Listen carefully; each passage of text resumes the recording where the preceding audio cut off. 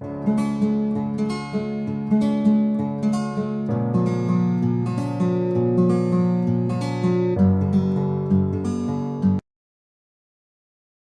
दोस्तों, आप सभी का study for UPSC P session में स्वागत है। बहुत दिन से स्टूडेंट्स बोल रहे थे कि हिस्ट्री ऑप्शनल पर वीडियो बनाने के लिए। हिस्ट्री ऑप्शनल में क्या स्ट्रेटजी होना चाहिए, कौन कौन सी बुक्स होने चाहिए। ओके, तो इस पर आज पूरा हम बात करेंगे हिस्ट्री ऑप्शनल पर। सबसे पहले इसका सिलेबस देखते हैं। उससे भी पहले आपको पता होगा कि बीपीएससी मेंस में एक होता है हिंदी का पेपर, जिसमें 30 नंबर लाना होता है आपको। फिर जीएस 1 होता है 300 नंबर का। फिर जीएस 2 होता है 300 नंबर का। और फिर ऑप्शनल का पेपर होता है 300 मार्क्स का।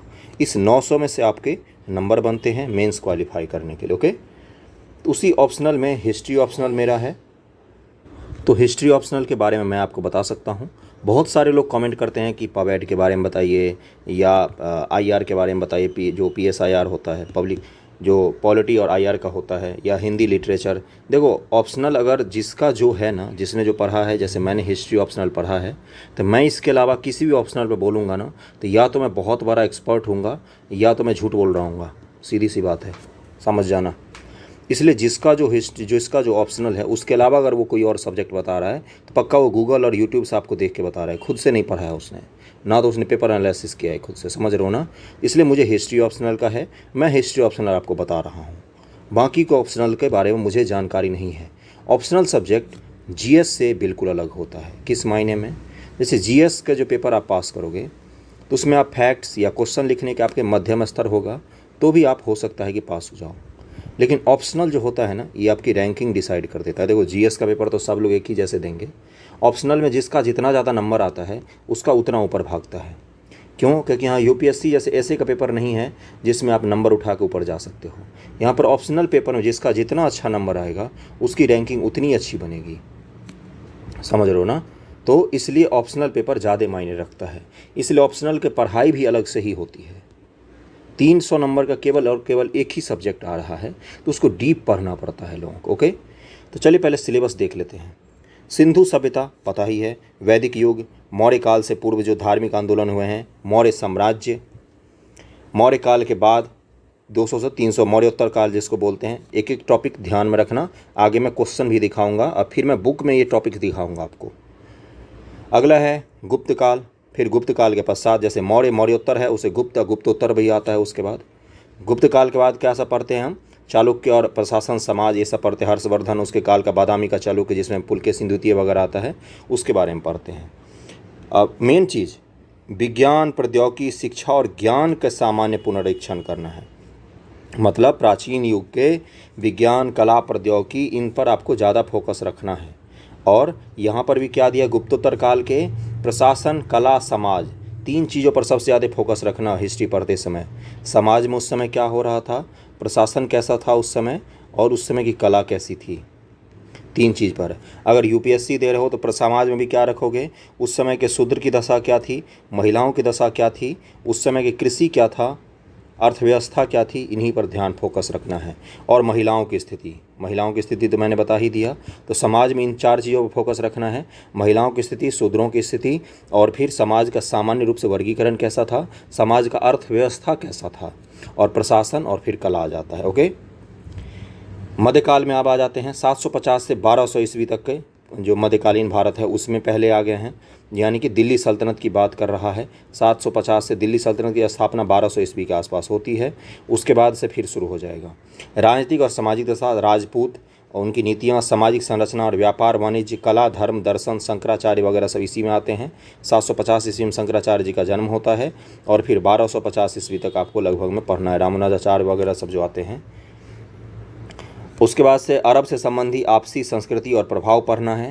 राष्ट्रकुल इतिहास में उनकी भूमिका, कला और संस्कृति में योगदान, जैसे चोल, स्थानीय स्वायत्त सरकार, भारतीय ग्राम पद्धति, और दक्षिण में समाज, अर्थव्यवस्था, कला के बारे में भी पढ़ना है। यानी कि चोल, चेर, पांड्य जो हैं दक्षिण भारत का इतिहास, उनको भी आपको पढ़ना है। उसके बाद से फिर भारत में क्या आ जाता है? 1200 ईस्वी से 1765 ईस्वी, यानी कि पूरी इस्लामिक किंगडम जो है भारत में दिल्ली में स्थापित होता है। पहले दिल्ली से सल्तनत आती है, उसके बाद मुग़ल सत्ता आ जाती है, मुग़ल काल आ जाता है। तो इन दोनों को मिलाकर आपको पढ़ना है। 1200 ईस्वी में कुतुबुद्दीन ऐबक शासक बनता है 1206 के आसपास, और 1765 तक, जब तक पलासी के युद्ध नहीं होते हैं, बक्सर के युद्ध नहीं होते हैं, तब तक के लिए आपको पढ़ना है। समझ रहे हो ना? तो वहाँ पर जाके आपका ख़त्म हो जाएगा। तो अब इसमें सारा पढ़ना है। दिल्ली सुल्तनत, खिलजी वंश, मोहम्मद बिन तुगलक, दिल्ली सल्तनत का विघटन कैसे होता है, देखो सब जगह लिखा हुआ। समाज पर इसका प्रभाव, राज्य, जनता एवं उसके पर प्रभाव क्या पड़ा खिलजी साम्राज्य का, राज्य का स्वरूप कैसा था, राजनीतिक, कृषक, शहरी केंद्र, व्यापार, वाणिज्य, शिल्प, कला, उद्योग, प्रौद्योगिकी सारे, भारतीय संस्कृति पर इस्लाम का प्रभाव, मुस्लिम रहस्यवादी आंदोलन का मतलब क्या होता है, सूफी आंदोलन की बात कर रहा है ये। उसके बाद से मुस्लिम सामाजिक जीवन पर बिंदु समाज का प्रभाव, और यही सब चैतन्य आंदोलन जो मध्यकाल में फिर एक आंदोलन होता है, आपको पता होगा, जिसमें तुलसीदास, कबीरदास, उसके बाद से रामानुजाचार्य और ये सब जो आते हैं, उसके बाद से चैतन्य महाप्रभु आते हैं, माधवाचार्य जी आते हैं, इन सब के बारे में भी आपको पढ़ना है। कबीर आते हैं, फिर गुरु नानक बाबा आते हैं, मीराबाई हैं, इन सब के बारे में भी पढ़ना है। उसके बाद से फिर विजयनगर साम्राज्य के बारे में पढ़ना है। ये तो अलग ही हो जाता है विजयनगर का जो है, ओके। और यहाँ पर बहमनी नहीं लिखा मिला है मुझे, नहीं तो बता देता। अगला है इतिहास के स्रोत, प्रमुख इतिहासकार, शिलालेख व मंत्रियों का विवरण, विजयनगर साम्राज्य। उत्तर भारत में मुगल साम्राज्य की स्थापना, मुगल में आ गए हम। मुगल के बाद क्या होगा, मुगल की सामाजिक स्थिति, बाबर, हुमायूं, भारतीय समुद्र, पुर्तगाली नियंत्रण और इसके राजनीतिक और आर्थिक परिणाम पुर्तगालियों के नियंत्रण के। उसके बाद सूर साम्राज्य आ गया, यानी कि शेर शाह सूरी के बारे में। फिर अकबर के अधीन पढ़ना है, राजनीतिक, राजतंत्र का नवीन रूप, अकबर का धार्मिक राजनीतिक विचार और गैर मुस्लिमों के साथ जो संबंध थे राजपूताना के साथ अकबर का, उसको पढ़ना है। मध्यकालीन युग में क्षेत्रीय भाषा और साहित्य की वृद्धि, कला, वास्तुकला का विकास भी पढ़ना है मध्यकालीन युग का, पूरा दिल्ली सल्तनत से लेकर और शाहजहां, हुमायूं तक सबको। उसके बाद है औरंगजेब की धार्मिक नीति पढ़ना है पूरा आपको, मनसबदारी, जागीरदारी, ये सब पता होनी चाहिए उससे पहले, यानी कि मुगल प्रशासन जो है पूरा वो पता होना चाहिए आपको, मुगल अर्थव्यवस्था पता होनी चाहिए, मुगल कालीन समाज पता होना चाहिए, ओके। अगला है शहरी केंद्रों का विस्तार, औद्योगिक अर्थव्यवस्था, शहरी और ग्रामीण विदेश व्यापार, वाणिज्य, मुगल यूरोपीय व्यापारी कंपनियाँ, ये सारी आपको पढ़नी है। हिंदू मुस्लिम संबंध, एकीकरण प्रवृत्ति, संयुक्त संस्कृति, 16वीं से 18वीं शताब्दी। जो गंगा यमुनी तरजीह बोला है तो 16वीं से 18वीं, यानी कि 1500 ईस्वी के आसपास से जब अकबर आता है, उसके बाद जब उसने शुरू किया, और उससे लेकर 18वीं शताब्दी तक की बात कर रहा है, जब तक अंग्रेज़ों का पूरी तरीके से फैलाव नहीं हुआ। नेक्स्ट पर चलेंगे हम कहाँ, फिर हम चलेंगे महाराष्ट्र के इलाके में। पूरे छत्रपति शिवाजी के बारे में आपको सारा कुछ पढ़ना है, यानी कि मराठा साम्राज्य के बारे में डिटेल्ड में आपको पढ़ना है। क्यों? क्योंकि यहाँ पर देखो क्या सब लिखा हुआ है, पेशवाओं का अधीन भी लिखा हुआ है, मराठा और शिवाजी जी के बारे में तो लिखा हुआ है, चौथ सरदेश मुखी भी लिखा है, पानीपत के तीसरे युद्ध, कारण प्रभाव, मराठा राज्य संघ का आविर्भाव और इसकी संरचना और भूमिका, यानी कि इसका प्रशासन भी आपसे पूछ सकता है। डिटेल्ड है, इसका सिलेबस बहुत बड़ा है, कोई छोटा मोटा नहीं है, वैसा ही सिलेबस है जैसा सारे एग्जाम में होता है ऑप्शनल का। मुगल साम्राज्य का विघटन, नवीन क्षेत्रीय राज्यों का उदय, क्षेत्रीय राज्य कौन कौन से उदय होते हैं, इसके बाद छोटे छोटे जो राज्य बनते हैं, जैसे हैदराबाद बनता है, मगध, उसके बाद से कौन सा बनता है, जो अवध का इलाका है, अवध बनता है, फिर बंगाल में एक नए साम्राज्य की स्थापना होती है, तो इन्हीं के बारे में आपको पूछना है। जैसे उसके बाद से मैसूर में आ जाता है थोड़े दिन बाद, तो इन सब के बारे में आपको पढ़ना है उसके बाद, ओके। खंड 2 है जिसको आधुनिक भारत कहते हैं, खंड 2 सेक्शन 2 है। आधुनिक भारत में आपको 1757 से 1947 तक पढ़ना है। 1757 में कौन सी लड़ाई हुई थी बताओ? पलासी के युद्ध हुआ था। पलासी का युद्ध कब हुआ था? 1757 ईस्वी में। और 1947 तक पढ़ना है। ऐतिहासिक शक्तियाँ कारक जिनकी वजह से अंग्रेजों का भारत पर अधिपत्य हुआ, विशेष बंगाल, महाराष्ट्र, सिंध के संदर्भ में भारतीय ताकतों द्वारा प्रतिरोध के असफलता का कारण, इन सब को आपको पढ़ना है। ये मॉडर्न हिस्ट्री का तो पता होगा आपको, PDF में मिल जाएगा, वहाँ से पढ़ लेंगे आप। उसके बाद से विश्व इतिहास पर आ जाएंगे। विश्व इतिहास में आपको भौगोलिक खोज पढ़ना है। भौगोलिक खोज यानी कि जैसे अलग अलग देशों का जब खोज के लिए निकले थे, वहाँ से लोग तो क्यों निकले थे, पुनर्जागरण का ही प्रभाव था कि लोगों के अंदर खोज की प्रवृत्ति आई कि दुनिया को चलो खोजते हैं, समुद्र में जाना कोई बड़ी बात नहीं है, दुनिया गोल है, चौकोर नहीं है, वगैरह वगैरह। सामंतवाद का पतन, पूंजीवाद का प्रारंभ, यूरोप में पुनर्जीवन व धर्म सुधार, जिसको क्या बोला जाता है, पुनर्जागरण कहा जाता है, ओके। नवीन निरंकुश राजतंत्र, राष्ट्र राज्योदय, पश्चिमी यूरोप में वाणिज्यिक क्रांति या वाणिज्यवाद पढ़ना है आपको। इंग्लैंड में संसदीय संघों का विकास, 30 वर्षीय युद्ध जो हुआ था इंग्लैंड में, और यूरोप के इतिहास में इसका महत्व पढ़ना है आपको। फ्रांस का प्रभुत्व फिर आपको पढ़ना है। विश्व में वैज्ञानिक दृष्टिकोण का उदय, यानी कि फ्रांसीसी क्रांति की बात कर रहा है, ये फ्रांसीसी क्रांति की बात कर रहा है। अमेरिकी की क्रांति एवं इसका महत्व, फिर अमेरिका की क्रांति भी आपको पढ़ना है। देखो अगला टॉपिक आ गया फ्रांस की क्रांति का तथा नेपोलियन का युग। नेपोलियन को फ्रांस की क्रांति का पुत्र कहा जाता है। तो फ्रांस की क्रांति पढ़ना है, विश्व इतिहास में इसका महत्व, पश्चिम यूरोप में सुधारवाद, प्रजातंत्र का विकास यानी लोकतंत्र जैसी चीज़ें जो उभरी उसकी बात कर रहा है। औद्योगिक क्रांति का वैज्ञानिक तथा तकनीकी पृष्ठभूमि, औद्योगिक क्रांति जो 1750 ईस्वी के आसपास शुरू हुआ है यूरोप में, खासतौर से इंग्लैंड में। यूरोप की औद्योगिक क्रांति का अवस्थाएं, यूरोप में सामाजिक और श्रम आंदोलन भी आपको पढ़ना है। उसके बाद आ जाओ किस पर, विशाल राष्ट्र राज्यों का सुदृढ़ीकरण, इटली का एकीकरण जिसमें आता है उसका नाम मैं भूल रहा हूँ उनका नाम अभी। फिर जर्मन साम्राज्य का आबादीकरण जो बिस्मार्क वगैरह का नाम आता है। अमेरिका का सिविल युद्ध, 19वीं 20वीं शताब्दी में एशिया तथा अफ्रीका में उपनिवेशवाद तथा साम्राज्यवाद। चीन तथा पश्चिमी शक्तियाँ, जापान का उदय भी पढ़ना है आपको। यूरोपीय शक्तियाँ व ओटोमन एम्पायर भी पढ़ना है आपको 1815 से 1914 तक। प्रथम विश्व युद्ध, आर्थिक सामाजिक प्रभाव पढ़ना है। फिर पेरिस की संधि 1919 पढ़ना है आपको। अगला है रूस की क्रांति 1917 जो लेनिन वाला है। फिर चीन का साम्यवाद का उदय पढ़ना है आपको। अरब संसार में जागृति, मिस्र में स्वाधीनता संघर्ष हेतु संघर्ष, कमाल अतातुर्क यानी कि मुस्तफ़ा कमाल पाशा तुर्की में जो हुए उसके बारे में भी पढ़ना है आपको।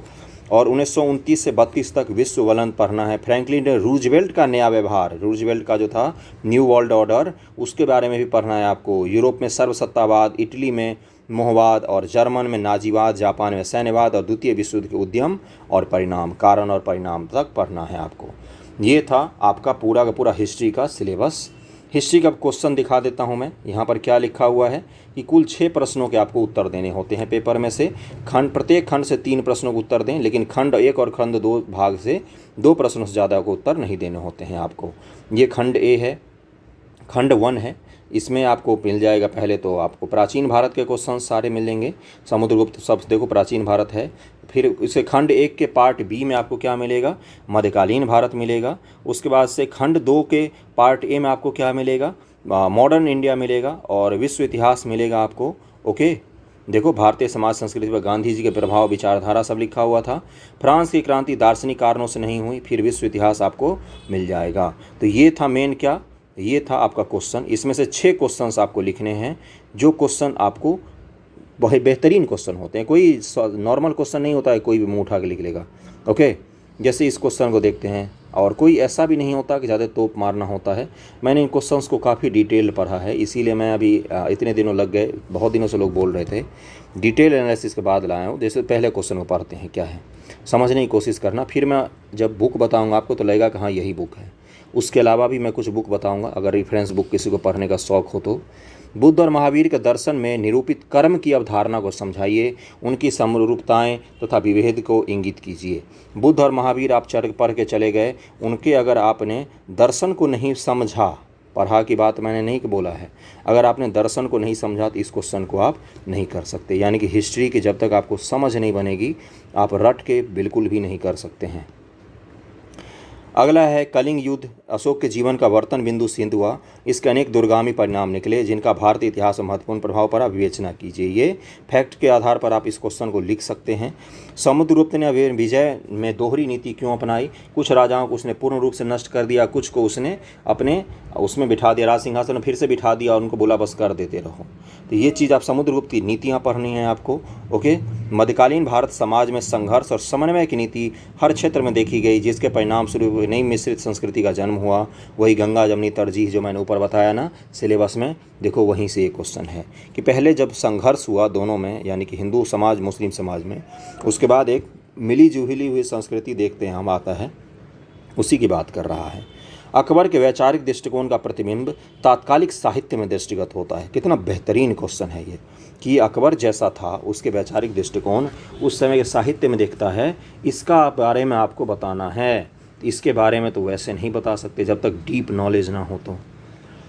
16वीं शताब्दी के अंत में आर्थिक जीवन की प्रमुख विशेषता थी अपर्याप्त उत्पादन, दोषपूर्ण वितरण। इस कथन की विवेचना कीजिए। 16वीं शताब्दी के अंत की बात कर रहा है ये। ओके, अगला है भारतीय पुनर्जागरण ने मूलतः आध्यात्मिक स्वरूप लिया था। राष्ट्रीय आंदोलन का दुशाला ओढ़ने के पूर्व कई सामाजिक व धार्मिक आंदोलन को जन्म दिया। जो मॉडर्न हिस्ट्री में भारतीय पुनर्जागरण आंदोलन होता है, राजा राम मोहन राय, उसके बाद आर्य समाज वाले दयाराम सरस्वती जी हैं, उसके बाद अलग अलग जो हुए उनके बारे में बोल रहा है। फिर ब्रिटिश शासन में आधुनिक मशीनों पर आधारित उद्योग विकास ने राष्ट्रीय अर्थव्यवस्था को कैसे सुदृढ़ किया, उसके बाद पूछ रहा है। फिर गांधी जी की विचारधारा का प्रभाव बताना है। भारतीय समाज और संस्कृति पर गांधी जी के विचारधारा का प्रभाव कैसा पड़ा, रट के नहीं लिख सकते हैं आप इसको। फिर फ्रांस की क्रांति है, फिर रूस का महान उदय है, फिर रूजवेल्ट की न्यू नीति है। इसमें से मैंने इतना तो कह सकता हूँ, जो विश्व इतिहास का सेक्शन है ना, इसको आप एक बार को रट के जाके वहाँ पर बिल्कुल उल्टी करके आ सकते हो, समझ रहे हो ना। बाकी सेक्शन उतने ईजी नहीं है। अब चलते हैं बुक पर। देखो, मैं पहले बेसिक बुक बताऊँगा, उसके बाद अगर आपको चाहिए होगा तो मैं डिटेल में भी और भी बुक बता दूँगा आपको। ओके, सबसे पहले अगर आप हिस्ट्री ऑप्शनल की तैयारी शुरू करना चाह रहे हो तो सबसे पहले इसको अभी मत देखना। सबसे पहले 6 to 12 मिनिमम हिस्ट्री ज़रूर पढ़ना, 6 to 12। उसमें 11th और 12th का ओल्ड वाला पढ़ना, और बाकी 6 से 10 11वीं तक का न्यू और ओल्ड दोनों पढ़ लेना। ऑप्शनल सब्जेक्ट है तुम्हारा, इसलिए मैं कह रहा हूँ, समझ रहे हो ना मैं क्या कह रहा हूँ। हिस्ट्री ऑप्शनल की समझ बनेगी अगर आप खुद से तैयारी कर रहे हो तो। अगर किसी मास्टर ने पढ़ाया है तो भी एक बार ज़रूर पढ़ना, अलग ही लगेगा। प्राचीन इतिहास की बात करते हैं अब कि एंशिएंट हिस्ट्री के लिए क्या क्या पढ़ना चाहिए।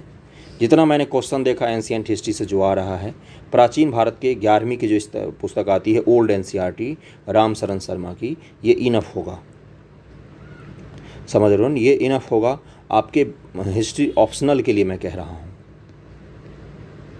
इसके अलावा और भी अगर शौक़ हो पढ़ने का, अच्छा बुक पढ़ने का, तो एक बुक आती है उपिंदर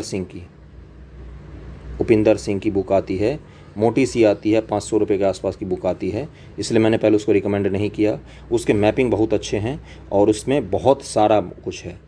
मेन है प्राचीन भारत की 11वीं के इतिहास की पाठ्य पुस्तक जो है, इसको शुरू कर लेना। उपिंदर सिंह अगर नहीं पढ़ना हो तो कौन सी बुक पढ़नी है, लिख के नोट करके रखना।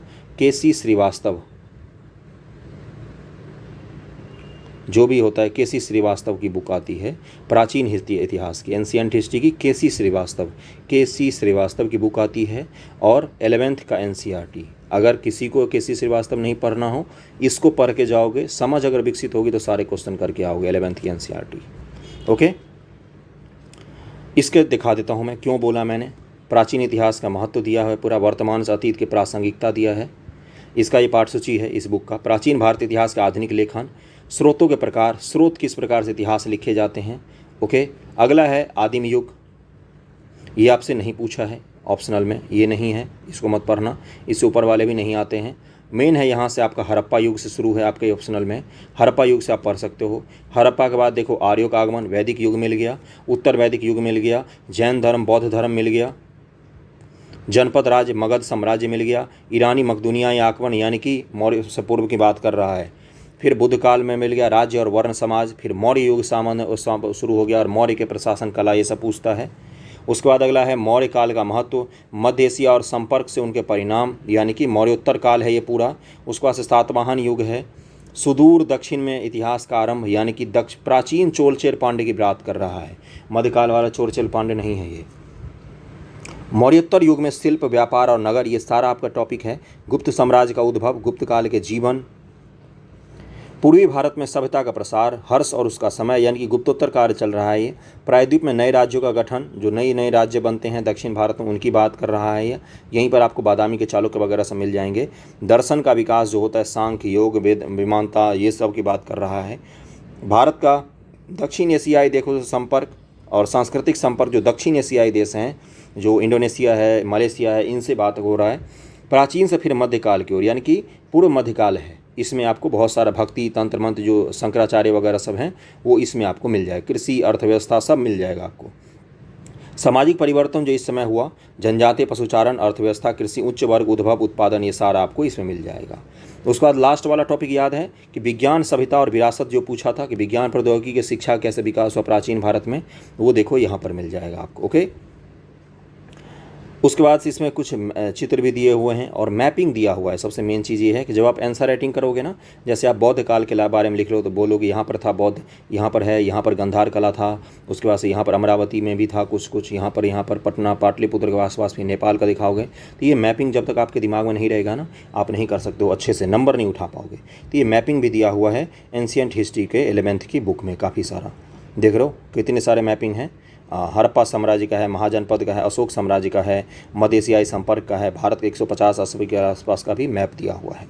ओके, इस बुक के अलावा इसी जैसी एक और बुक आती है, रामशरण शर्मा की ही है। अगर वो बुक नहीं पढ़ा हो एनसीईआरटी तो ये बुक आप पढ़ सकते हो, रामशरण शर्मा की। दोनों बुक एक ही जैसी है, कोई फ़र्क नहीं है।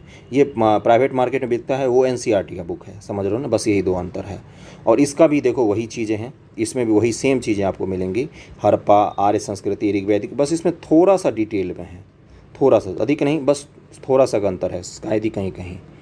ओके, तो ये वो दो बुक हो गया एंशिएंट हिस्ट्री के लिए। इसके अलावा मैंने कौन सा बुक बताया, एक मैंने बुक बताया इसके अलावा कि आपको केसी श्रीवास्तव की बुक आती है। अगर आपको एंशिएंट हिस्ट्री डिटेल में पढ़ना हो तो केसी श्रीवास्तव का फ्लो बहुत अच्छा है, मोटा भले ही है लेकिन उसका फ्लो बहुत अच्छा है। फ्लो यानी कि पढ़ने बैठोगे ना तो ख़त्म हो जाएगा, कब पता भी नहीं चलेगा, इतना बढ़िया फ्लो है उसका। और उसमें आपको पूर्व मध्यकाल और मध्यकाल के भी कुछ कुछ टॉपिक आपको मिल जाएंगे। ओके, केसी श्रीवास्तव मैंने बोला है, केसी श्रीवास्तव प्राचीन के लिए। अब चलते हैं मध्यकाल के लिए। तो मध्यकाल के लिए भी 11th की एनसीईआरटी से पहले हम शुरू करेंगे। उससे पहले तो मैंने बोला ही है, 6ठी से 12वीं तक का एनसीईआरटी ऑप्शनल वालों के लिए मस्ट है हिस्ट्री का। 11th की एनसीईआरटी से शुरू करेंगे। जो आपका विषय दिखाया मैंने, उस विषय के हिसाब से इसमें सारा है, सारा कुछ आपको मिल जाएगा। देखो, दक्षिण भारत के चोल साम्राज्य जो मध्यकाल वाला है वो भी मिल रहा है यहाँ पर आपको। आर्थिक सामाजिक जीवन, शिक्षा और धार्मिक विकास, सेम चीज़ लिखा हुआ है सिलेबस में। जाके फिर से सिलेबस देखना, या हाथ में सिलेबस हो तो मैच करके देखना, यही लिखा हुआ है। फिर संघर्ष का युद्ध है। संघर्ष से याद है गंगा जमनी तरजीह वाली क्वेश्चन भी आया हुआ था, वो संघर्ष का युद्ध होगा। फिर दिल्ली सल्तनत 1 आएगा, फिर 2 आएगा। फिर दिल्ली सल्तनत का अधीन शासन, आर्थिक और सामाजिक जीवन, सबसे ज़्यादा क्वेश्चन यहीं से पूछे जाते हैं। विजयनगर बहमनियों का काल, पुर्तगालियों का और उत्तर भारत में साम्राज्य के लिए संघर्ष, भारत में सांस्कृतिक विकास, उत्तर भारत में साम्राज्य के लिए संघर्ष 2, मुगल वंश का जो फिर से स्थापना होता है उसकी बात हो रहा है, मुगल साम्राज्य का सुदृढ़ीकरण यानी कि अकबर का काल, दक्कन में दक्षिण भारत और दक्षिण भारत, मुगलों का अधीन धार्मिक और सामाजिक जीवन, यहाँ से क्वेश्चन आता है। सांस्कृतिक और धार्मिक विविधताएं जो इस समय विकसित हुई वो टॉपिक है। मुगल साम्राज्य का चरमोत्कर्ष, विघटन, चरमोत्कर्ष 2 आता है। फिर मूल्यांकन और समीक्षा आ जाती है। ओके, फिर अगर आगे चलेंगे तो आधुनिक भारत पढ़ने से पहले आपको मुगल काल में, मतलब मध्यकाल में, इससे बाहर अगर आपको पढ़ना हो तो आप हरीशचंद्रा की बुक आती है, ये भी हरीशचंद्रा ने ही लिखा है 11th का। हरीशचंद्रा की 2 बुक आती है। एक बुक आती है 750 से 1200 की ईस्वी के आसपास, या 1300 की ईस्वी के आसपास आता है। उसके बाद 1350-60 के आसपास से लगभग में 1750 के आसपास तक का बुक आता है। 2 सेट में मध्यकाल का बुक आता है हरीशचंद्रा का, 2 सेट में, 2 सेट 1 और सेट 2, 2 अलग अलग बुक आती है मध्यकाल के हरीशचंद्रा की, अगर डिटेल में पढ़ने की इच्छा हो तो। वरना ये आपके सिलेबस के हिसाब से इनफ है, आपको समझ ज़्यादा बनानी है, क्वेश्चन प्रैक्टिस प्रीवियस ईयर का ज़्यादा करना है, समझ लो ना। तो ये बुक हो जाएगा आपके मध्यकाल के लिए। अब आधुनिक भारत पर चलते हैं। आधुनिक भारत डिटेल में पूछता है और हमें पता भी है, तो इसलिए मैं बता दे रहा हूँ। आधुनिक भारत तो मैक्सिमम सब लोगों का अच्छा ही होता है। धार्मिक इतिहास की पाठ्य पुस्तक सबसे पहले एनसीईआरटी ही आपको पढ़ना है, इसके अलावा कोई बुक पहले शुरू नहीं करनी है। सबसे पहले यही बुक पढ़ना है आपको, यही बुक पढ़ना है, लिख के रख लेना, ओल्ड एनसीईआरटी है ये। और 11th का भी वो भी ओल्ड एनसीईआरटी था। 18वीं सदी का भारत, यूरोपियों का प्रवेश, इससे भी ये भी था टॉपिक में। ब्रिटिश की आर्थिक नीति, प्रशासनिक ढांचा, प्रशासनिक संगठन और सामाजिक और सांस्कृतिक नीति। 19वीं सदी के पूर्वार्ध में सामाजिक और सांस्कृतिक जागरण जो हुए थे, याद है अभी मैंने बताया ना, सांस्कृतिक जागरण के बारे में पूछा है। 1857 का विद्रोह, 1858 के प्रशासनिक परिवर्तन, ब्रिटिश शासन के आर्थिक प्रभाव, नए भारत का उदय, राष्ट्रीय आंदोलन 1858 से 1905 ईस्वी तक, नए भारत का उदय, 1858 के बाद धार्मिक और सामाजिक आंदोलन जो हुए उसकी बात कर रहा है। फिर 1905 से 1918 तक उग्र साम्राज्यवाद का जो राष्ट्रवाद का विकास होता है उसकी बात कर रहा है। फिर स्वराज के लिए संघर्ष 1 है और स्वराज के लिए संघर्ष 2 है। 2 फेज में पूरा आपका स्वतंत्रता आंदोलन खत्म है। ओके, तो यहाँ तक का आपका क्वेश्चन हो गया आधुनिक भारत के लिए भी। ओके, अब अगर जरा सिलेबस में चलते हैं, एक चीज़ देख के आते हैं पहले, उसके बाद मैं उसके लिए आपको बुक बता दूंगा। जैसे सिलेबस में यहाँ पर क्या दिया हुआ था, कहाँ गया आधुनिक भारत, ये रहा, ये है आधुनिक भारत। इसमें दिया हुआ है देखो 1946 नौसेना विद्रोह, भारत का विभाजन और स्वतंत्रता की प्राप्ति, यहीं तक आपको दिया हुआ है इसमें।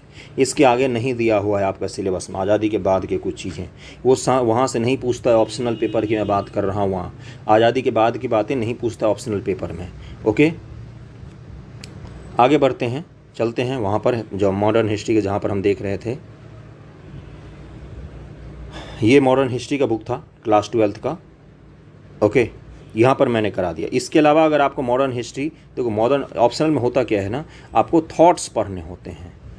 थॉट्स का मतलब क्या होता है, आपको सिर्फ फैक्ट नहीं लिखने होते हैं, आपको लिखना होता है कि इस फैक्ट के अंदर की जो इमोशन है वो क्या था उस समय, समझ रहे हो ना। उसके लिए एक बेहतरीन बुक है, इसको ज़रूर पढ़ना। बिपिन चंद्रा की आधुनिक भारत का इतिहास आता है, इसको लाइन बाय लाइन पढ़ना। इससे बढ़िया थॉट्स आधुनिक भारत के लिए आपको ऑप्शनल पेपर में लिखने के लिए किसी भी बुक में नहीं मिलेगा। और अगर डिटेल में मॉडर्न हिस्ट्री पढ़ना हो तो कल मैंने बताया था BL ग्रोवर की बुक आती है एस चांद पब्लिकेशन से, उसको ज़रूर पढ़ लेना। ओके, तो मैंने कौन कौन सा बताया मॉडर्न हिस्ट्री के लिए। एक तो 12th का ओल्ड NCERT, एक बिपिन चंद्रा का आधुनिक भारत का इतिहास आता है, मस्ट, बिल्कुल इसको ज़रूर पढ़ना।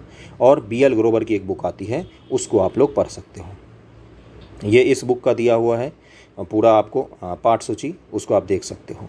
समकालीन विश्व इतिहास, इसके लिए भी 12th की जो बुक आती है उसको आप पढ़ सकते हैं। तो 12th की बुक में आपको बहुत कुछ मिल जाएगा उससे संबंधित। लेकिन उससे पहले कि अगर किसी को और डिटेल में विश्व इतिहास पढ़ना हो, सारा टॉपिक इसमें है 12th के। उसके अलावा अगर किसी को वर्ल्ड हिस्ट्री पढ़ना हो, एक मोटी सी बुक आती है जैन माथुर की, लेकिन इसका फ्लो इतना अच्छा है, इस बुक का फ्लो इतना बढ़िया है कि एक बार पढ़ना शुरू करो तो कहानी जैसे पूरे वर्ल्ड का हिस्ट्री पढ़ जाओगे। मोटी बुक आती है, इसको देख कर घबराना मत। इसमें से जो जो टॉपिक्स आपके काम के हों उनको निकाल के आपको पढ़ लेना है। बहुत ही आसान है बुक, बहुत ही आसान लैंग्वेज है, कविता कहानी वाला लैंग्वेज है इसका। ओके, देख लो पुनर्जागरण है, प्रबोधन है, ये दोनों आपके टॉपिक में हैं। यूरोप से बाहर का प्रबोधन का पसार हुआ, उसके बाद से फ्रांसीसी क्रांति, अमेरिकी क्रांति, फ्रांसीसी क्रांति का परिणाम, ये सब आपको डिटेल में इस बुक में मिल जाएंगे। ओके, ये रहा वर्ल्ड हिस्ट्री का पूरा। तो सारे सेक्शन का मैंने चारों सेक्शन का बता दिया आपको, यानी कि पहले एंशिएंट का बताया, फिर मध्यकाल का बता दिया, फिर मॉडर्न एज का जो बताया, फिर वर्ल्ड हिस्ट्री का मैंने बता दिया, सिलेबस दिखा दिया, क्वेश्चन दिखा दिया। इसके अलावा किसी को अगर कोई डाउट हो तो आप इंस्टाग्राम पर बता सकते हो, उसका भी ID दे दूंगा मैं, मेल ID भी दे देता हूँ, या कमेंट सेक्शन में जहाँ भी आपकी मर्जी हो आप मुझसे पूछ सकते हो कभी भी। ओके, चलो thank you so much. Video कैसा लगा ज़रूर बताना। Okay, bye.